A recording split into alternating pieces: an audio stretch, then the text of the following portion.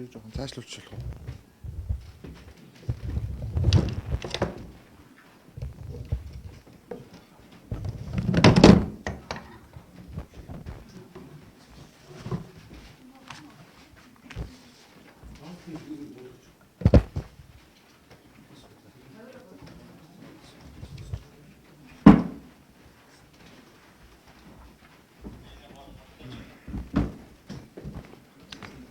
Арай л өндөр юм уу?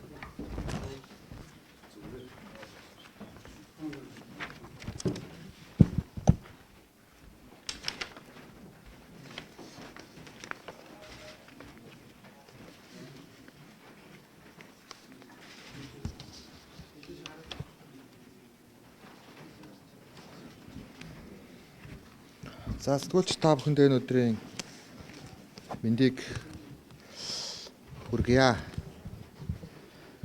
Тэгэд өнөөдрийн засгийн газрын хуралдаанаар хилцсэн гол асуудлуудаас бас томилж та бүхэндээ мэдээлье гэж бодож байна. За ер нь бол хэрвээ засгийн газар эмх цэгцгүй, бодлого нь тодорхойгүй, залгамж чанаргүй явал тухайн үеийн засгийн газрын гаргаж ирсэн шийдвэр хэрхэн Монгол улсын нийгмийн эдийн засагт яг бодитоор хортой нөлөөлдөг вэ гэдгийг бол бас энэ удаагийн засгийн газар бодитоор туулж байна гэдгийг бас тэмдэглээ хэлэх ёстой гэж бодож байна. За энэ үгийг миний хувьд ямар нэгэн байдлаар ялархах гэсэндээ ч юм уу эсвэл бусдад бурууг нэлзаах агуулгаар биш, гагцхүү цааш тийм алдаа давтагдахгүй байгаасай. Цааш тийм Монгол улсын ирээдүйн хөгжил алдагдсан боломжийн өртөг дахиж өнөөдрийг шиг юм нөхцөлөд битгий ороосаа сайн цэглэл бүрдээсэ гэдэг утгаар нь бас хэлж байгаа юм шүү гэдгийг хэлхийг хүсэж байна. 0% эдийн засаг сэргэх шатандаа орж ажиллахгүй байсан барилгын краанууд олноороо бас угсрагдаж, царцсан байсан объектууд сэргэж, хаягдсан байсан малын түүхийн үн өсч, хөнгүү байсан ресторанууд үйлчлэгчдээр дүүрэхэд бас амаргүй хэмжээний юм сорилт үүсч, өнөөдрийн өсөлт гэж байгаа 8% өсөлтөнд ирэхэд бас энэ засгийн газар тийм олон саад бэрхшээл байсан гэдгийг тэмдэглэн хэлэх ёстой. Яг л бидний хувьд их амархан мартчихдаг. Буцаад ийм нөхцөлөд бас ирж болзошгүй нөхцөлөд Монгол улс бас байна. Эмзэг эдийн засагтай амаргүй нөхцөлөдлийн дунд байгаа гэдгийг бас хэлэх нь бол зөвтэй гэж бодож байгаа. Энийг аж ахуйн нэгжүүд маань ч тэр иргэд олон түмэн маань ч гэсэн тэр 16 оны яг тэр ихэнх үеийн нөхцөлөдлийг бол бас мартаж болохгүй маа. Тийм учраас бид нэр туйлын хариуцлагатай бас ил тодор засгийн газар хийж байгаа үйл ажиллагаа болж байгааг нь болж байгаагаар, болохгүй байгааг нь болохгүйгээр хэлж явах ийм чиг рүү орох нь бол зүйтэй юм а гэж бодож байгаа.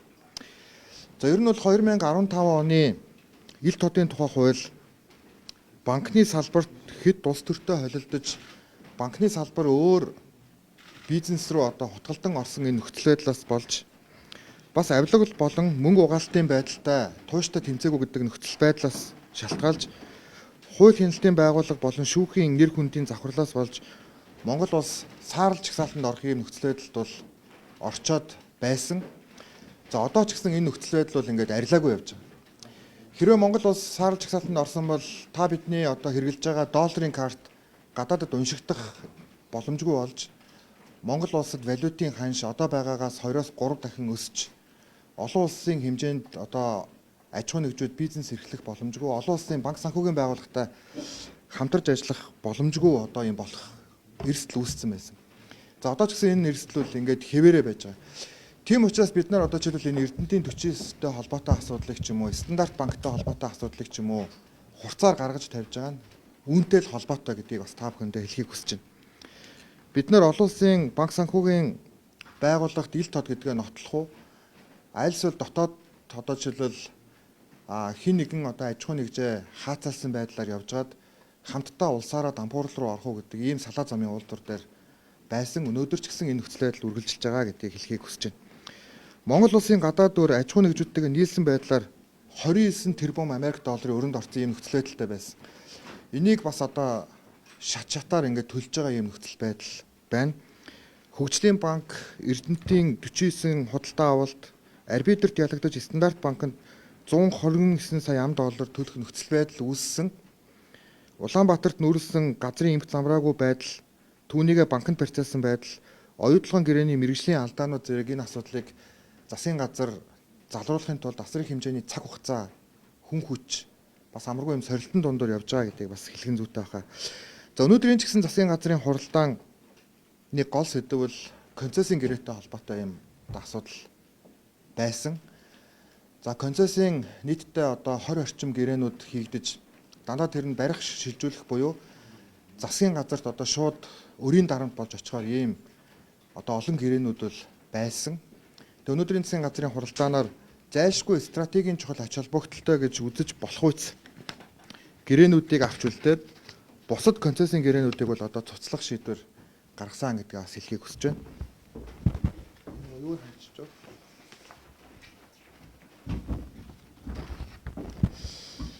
За жишээлбэл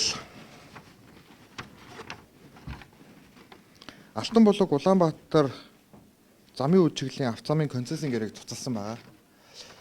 За энэ бол бас аж ахуй нэгжүүд одоо тухайн үүргээ биелүүлэхгүй бас ийм нөхцөл байдал үүссэн, маш их удсан.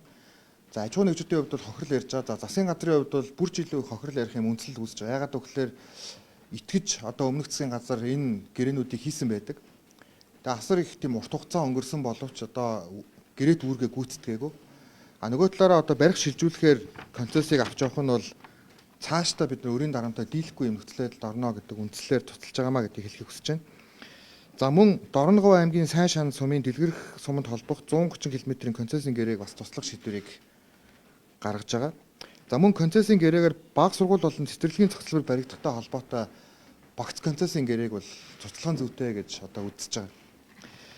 За ингээд цаашдаа одоо жишээлбэл концессоор гангийн үйлдвэр барих одоо ч хөтлийн цементтэй холбоотой асуудлыг өнөөдөр бас ярьсан. За энэ асуудлыг бас одоо цуцлах асуудлыг үндсэндээ өнөөдөр засгийн газраас одоо судлахыг үндэсний хөгжлийн газарт бол чиглэл болгож байгаа. Нэгүрэл концессийн гэрээнийхээ заалтаар биш өөр байдлаар зөвхөн төмрийн хөтөлбөрийн олборлоготой холбоотой бас ийм асуудлууд бол одоо үүсэж байна гэж одоо засгийн газрын хувьд бол үзэж байгаа. За стратегийн ач холбогдолтой концессийн гэрээнүүд бол байгаа. За үүнийг бол үргэлжлүүлэн хийх ёстой гэдэг ийм шийдвэрийг гаргаж байгаа. За жишээлбэл говийн бүс уул уурхайн төслүүдэд үйлдвэрийн технологийн ус нийлүүлэх ийм төсөл явж ирсэн юм билээ. За энэ бол яалтчгүй чухал төсөл гэж үзэж байгаа. Тэгээд энэ аж ахуй нэгжтэй бол бидний хувьд хамтарч ажиллах. Гэхдээ энэ бол зөвхөн барих ашиглах шилжүүлэхээр буюу засгийн газар ямар нэгэн байдлаар санхүүжилт болон санхүүгийн батлан талд гаргахгүй хэлбэрээр ингэж явах нь бол зүйтэй гэдэг аж ахуй нэгж өөрсдөө зөвшөөрсөн учраас үндсэндээ гэрээний нөхцөлийг өөрчлөөд барих шилжүүлэхийг барих ашиглах шилжүүлэх болгож одоо сунгаж хийсэн гэдгийг хэлхийг хүсэж байна. За мөн 5-7 хам богд ханг чиглэлийн автозамтай холбоотой төслийг мөн одоо барих ашиглах шилжүүлэх буюу засгийн газарт ямар нэгэн одоо өр төлбөрийн дарамт байхгүйгээр шийдэх нь бол зүйтэй юмаа гэж үзсэн. За мөн одоо сэлэнгчүүдийн хувьд бас чухал зам манай тариаланчдын үр тарианы одоо 51%-ийг нийлүүлдэг ийм том зам байдаг. За энэ бол Дархан сэлэнгийн автозамаас Шаамар зүүн бүрэн цагаан нур Түшиг Зэлтрийн бонд чиглэлийн 120-100-ны 85 км хатуу хүчлэлттэй автозамын концессийг мөн одоо энэ нөхцлөөр хийхин зүйтэй юмаа гэж үзэж байгаа. За ингээд бусад одоо концесстэй холбоотой асуудлуудыг бол үндсэндээ ингээд гэрээ хийгээгүйг нь төдөлзүүлж байгаа. Тэгээд энэ засгийн газрын зүгээс бол барих ашиглах шилжүүлэхтэй холбоотой саналуудыг бол авна. За ийм санал ирсэн 5 концесс үлдэж байгаа. За бусад нөхцөлд бол үндсэндээ одоо барих ашиглагтай холбоотой концессийн гэрээг бол хийхгүй байхаар одоо өнөөдрийн засгийн газрын хуралдаанаар шийдвэрлсэн гэдгийг бас та бүхэнд хэлхийг хүсэж байна. За мөн засгийн газрын хэрлэх газрын тэргуундэд дараагаар Ганбат дарга өнөөдөр төр орлон гүйцэтгэгчээр томилсон байгаа. Та бүхэн мэдэх бах төрийн өмчийн бодлого зохицуулалтын газрын дараагаар ажиллаж байсан. Манай баясгалан даргын хувьд бол үндсэн хуулийн цэц рүү ингээд явсан байгаа гэдгийг та бүхэнд бас хэлхийг хүсэж байна. За ингээд 3 асуулт ирэл засгийн газрын хуралдаан болж байгаа учраас тэх үү.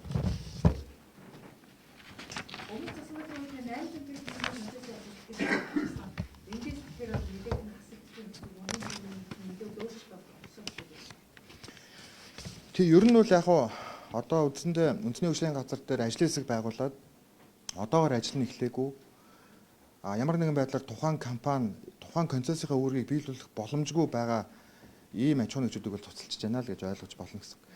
Жишээ нь одоо 500 орчим сая долларын хөрөнгө оруулалт оруулна гэдэг ийм төсөл өгчөөд 10 хүнтэй байгуулагдаад 1 жил болж байгаа гэдэг компани байгаа. Тэгэхээр ийм байдлаар одоо лоббидах байдлаар ч юм уу бас компаниудад засгийн газар одоо давуу болгосон нь өөрөө Монгол улсын хөгжлийг бас хойш нь татж байна гэсэн үг. Яагаад гэвэл тухайн одоо жишээл концессийн эрхийг өгчлөөр тухайн бизнесийг өөр аж ахуйн нэгжүүд хийх боломжийг хуулиар хаачдаг.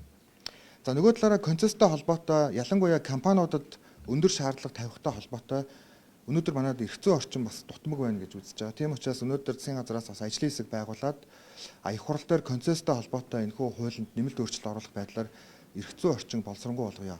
За ер нь бол цаашдаа энэ концесстэй холбоотой асуудал дээр олон нийт хэвлэл мэдээллийн байгууллагууд туйлын анхааралтай хандах ёстой юм лээ. Үнэхээр стратегийн ач холбогдолтой чухал зүйлүүд байна. Концесс бол хөгжлийн нэг гарц мөн үү мөн. Гэхдээ засгийн газар өөрөө шийдэж чадах зүйлийг ч юм уу эсвэл барих ашиглах шилжүүлэхээр ашигтай байгаа төслийг заавал барих шилжүүлэхээр өгөх гэсний төлөө түүнээсээ болж асар их хэмжээний юм өрийн дарамт нь орчдөг. 58 тэрбум Америк долларын өөр аж ахуйн нэгжүүдтэйг нийлээд гэдэг бол энэ бол туйлын амаргүй хугацаа. Засгийн газар өнөөдөр 20-с 25 жилээр ирээдүйн хөгжлийн төлөвлөгөө гаргахаар одоо ингээд бид нар наривчилж ажиллаж байна.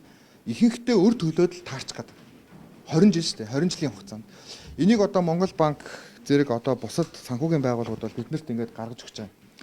Тэгэхээр ийм зүйлүүдэд бид нар том зургаар харахгүй бол зөвхөн нөгөө өнөөдөр таалагдах өнөөдөр чухал юм гэдэг ч юм уу эсвэл энэ засгийн газрууд одоо жишээлбэл байгаа үедээ ч гэдэг юм уу ийм байдлаар явах юм бол Монгол улс энэ өөрийнхөө дарамтыг цааш бас дийлж чадахгүй ийм нөхцөл байдалд орох нэ.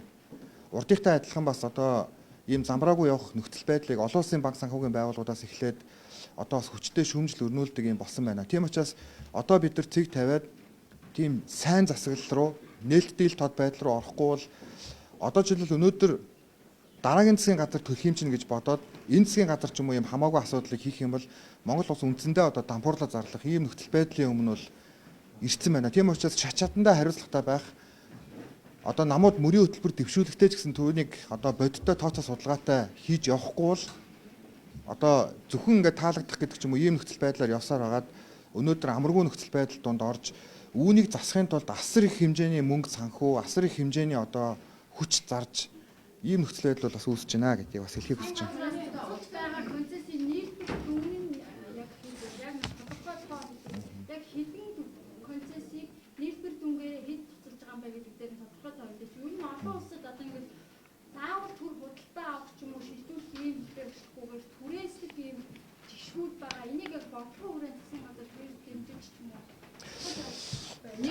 Харин тийм учраас юу байна? Бид урт хугацаагаар төлөвлөхөөс хэрэгтэй болчиход байгаа. Өнөөдөр жишээлбэл засгийн газарт ингээд тулгамддаг зүйл ер нь засгийн газар жилтөө Монгол улсад гэж яриа л да тулгамддаг зүйл бид 10-аас дээш жилээр ч юм уу төлөвлөхгүй байна. Тийм учраас ихэнх төслүүд техник эдийн засгийн үндэслэл байхгүй байна. Аль нь стратегийн биш гэдгийг мэдэхгүй тухайн үед жишээлбэл ингээд лоббидж байгаа аж ахуй нэгжээр ч юм уу эсвэл одоо зүгээр энэ нь чухал юм аа эсвэл энэ нь санхүүжилт оруулж ирэх боломжтой юм аа гэдгээр ингээд явхлаар жишээлбэл авто замын төслийн хажуугаар төмөр зам барьж байгаа гэдэг тохиолдол гарч байгаа байхгүй юу. Тэгэхээр энийг бид нар урт хугацаагаар төлөвлөж олон нийтэд нээлттэй болгож иж аль нь концессээр явах юм, аль нь түрээсээр явах юм бэ гэдгээ тодорхойлохгүй бол болохгүй байна гэдэг ийм л агуулгаар хандж байгаа. За би тэр төлбөртэй холбоотой асуудлыг бичгээр өгчээ. За.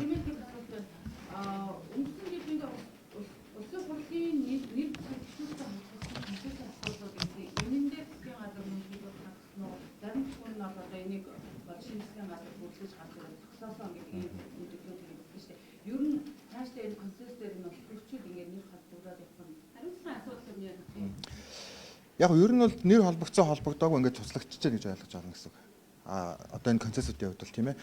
Зүгээр яг ер нь бол одоо консенсус гэдэг энэ асуудалч бай, зээлч бай, их хурлын гишүүдээр овоглогдох нь бол өөрөө утгагүй шүү дээ. Энд чинь тухайн компаниараа төслөөрөө овоглогдох хэрэгтэй. Тэгэхээр одоо ийм зүйлд их хурлын гишүүд орохоо болох хэрэгтэй. Энэ өөрөө эрсдэл үүсгэнэ. Засгийн газрын зүгээс бол энийг аль их хурлын гишүүн дэмжих бичиг өгсөн гэдгээр ч юм уу хөгжлийн банктай холбоотой асуудал дээр ч тэр цаашд консенсус болон бусад гэрээтэй холбоотой асуудал дээр ч тэр даваа байдал олохгүй. Зөвхөн тухайн төсөл ямар байдлаар стратеги ач холбогдолтой юм бэ гэдгээр нь л одоо ингэ явна гэсэн үг. Одоо жишээлбэл хөгжлийн банк руу засгийн газарт аж ахуйн нэгжүүдтэй хандаад хэлэхэд бичиг ирүүлээд ямар ч шаардлага болцсон. Засгийн газар ямар ч шийдэл тэмдэглэл гаргахаа болцсон. Зөвхөн хөгжлийн банк төлөөлөө удирдах зөвлөл тэдний мэрэгжлийн баг л тухайн төсөл Монгол улсад ашигтай үгүй гэдгийг шийдээд өөрсдөө л бизнесийгээ зарчмаар явна. Угаасаа хөгжлийн банкны хууль өөрөө тийм. Гэтэл энийг тэгэл дундуур нь завхруулаад дахиад засгийн газрын тэмдэглэл гаргадаг, эсвэл тогтоол гаргаж тухайн хөгжлийн банкнд хүчээр одоо зээл тулгадаг. Тэр зээл нь өөрөө дараа нь эргэн төлөвлөлт нөхцөлгүй болчихдээ. Тэгэхээр одоо л яг юм бизнесийнхаа зарчмаар юм явахгүй бол дундуур нь ингээд ийм өөр дугуй бүтээх гэснээс болж бас буцаад дахиад ийм хүндрэлт орж байгаа нөхцөл байдлууд байна. Энийг бас л зэгцлэхэд дахиад хугацаа орж байгаа. Ийм зүйл байна гэж ойлгож байна. Одоо консенсусыг яаж гэсэн үг эзнээс нь одоо засгийн газар зарцуулж явах юм уу? Ер нь дахиж тийм шаардлагагүй гэж байна. Оюутны асуудал дээр нэмэхэд одоо магадгүй энэ төсөлтэй консенсустэй хөрөнгө оруулсан байгаа компаниудын хөрөнгийг явах вэ? Яг ажлаа эхэлсэн, эхлээгүй байгаа гэдээ олон маргаанууд байж байгаа.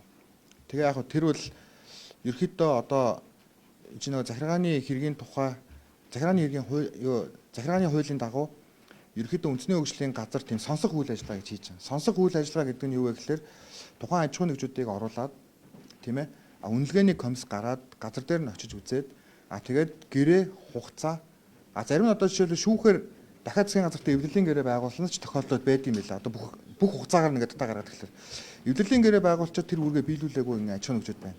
Тийм учраас энийг бол ингээд албан ёсоор таслаад саяны одоо нэр дурдсан дөрвөн консенсус бусд нь бол ингээд цуцлагдж байна гэж ойлгох хэрэгтэй.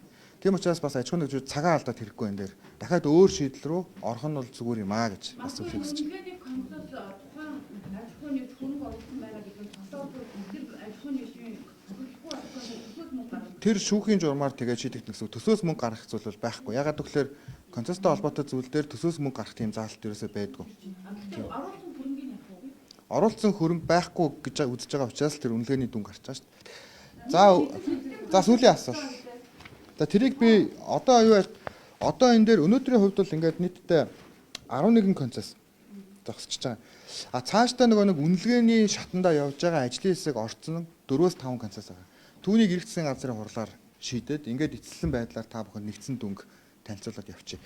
За өнгөрсөн 7 хоногт надаас бас хэвлэхэн асууж байсан. Энэ нөгөө Эрдэнэтэд төлөгдсөн 40 сая доллартай холбоотой тийм. Эний баримт байдгүй гэх тийм. Энэ Ocean Partners руу явуулсан баримт 40 сая доллар төлөгдсөн. За тэгээд 40 сая долларыг одоо хүлээж авч ерөнхийдөө 4 сарын 29-ний өдөр Стандарт банкнаас ямар нэгэн байдлаар одоо энэ өр төлбөртэй холбоотой асуудал бол хаагдсан юм а гэдэг ийм баримтчүүд бол ирсэн байт юм лээ. Одоо бол бидний хувьд нэг асуудал үлдэж байгаа нь юу вэ гэхээр яаж Эрдэнэт үйлдвэрийг 40 сая долларыг төлөвлөх вэ? Тэгээд өчигдрийн хувьд одоо засгийн газрын хэрэглэх газраас авилгалтай тэмцэх газрын даргад хандаж албан бичиг явуулсан байна. Нэг өөрөлдөл Батгүйтэй холбоотой, Батгүйгийн өмчлөлттэй холбоотой байсан одоо үйл хөдлөх хөрөнгүүдийг битүүмжилсэн байна. За нийтдээ нэг 52 орчим тэрбум төгрөгийн ийм одоо үйл хөдлөх хөрөнгө байна. Хэрвээ нэмэгдэх юм бол үндсэндээ одоо 85-аас 87 орчим тэрбум төгрөгийн үйл хөдлөх хөрөнгө бол Батгүй гэдэг хүний эзэмшилд байсан байна гэдэг ийм зүйлийг бол одоо надад албан бичгээр ирүүлж байгаа. За тэрэн дээр гэхдээ лавлгаа хийх зүйл байна гэсэн 2-3 хоногийн хугацаа орох бах. За ингээд үүний дараа одоо тэр жагсаалтуудыг гаргаад тэр жагсаалтуудыг дуудлага худалдаанд оруулах юм уу? Аль эсвэл одоо жишээлбэл шүүхэр шийдвэр гаргуулад тэгээд түүнийг одоо жишээлбэл зарж борлуулад тэр орлогыг буцаагаад одоо Эрдэнэт үйлдвэр төлөгдөх ийм нөхцөл байдал бол зайлшгүй үүсэх ёстой гэж үзэж байгаа. Тэгээ энэ дээр бидний хувьд авилгалтай тэмцэх газраас бичиг ирсний дараа одоо дээд шүүхт хандхаар болж байгаа. дээд шүүх болон захиргааны шүүхт хандгаар болж байгаа. Тэгээд энэ дээр одоо улсыг хохирлгүй болгох тал дээр шаардлагатайг бол тухайн аж ахуйн нэгжүүд ямар байдлаар батгүйгээс ямар хилцэл хийх журмаар тэр гэрээнүүдийг авсан юм бэ? Тэр дунд авилгал байгаа үгүй юу гэдэг бүх материалуудыг засгийн газраас ил болгоно гэж ойлгож болно гэсэн. Ер нь яг аж ахуйн нэгжүүдийн хувьд зарим нь жишээлбэл ингээд халахвчилж, зарим нь үнэхээр одоо жишээлбэл Жастин Батгүй гэдэг хүнээс мөнгөний авлагатай байж энэ асуудал руу ингээд одоо гулсан орсон байхыг үгүйсэх аргагүй. Жишээлбэл тэр колонкууд нь нэр бүхий 7-8 аж ахуйн нэгждэр дээр ингээд очсон байгаа. Тэр ийм ээдрээтэй зүйлээс бол бас одоо эх орон зэтгэл гаргаж илүү засгийн газартайгаа хамтарч ажиллаарай гэж бас одоо уриалахыг хүсэж байна. Яг тэгэхээр дахиж ийм байдлаар алдаа гаргахгүй байхын төлөө бидний хувьд бол нэг кейс дээр цэг тавих хэрэгтэй. Тэгжээж дахиж ийм зүйл давтагдахгүй байх ийм нөхцөл байдлууд бол үүсэх юм аа гэж хэлхийг хүсэж байна. За баярлалаа.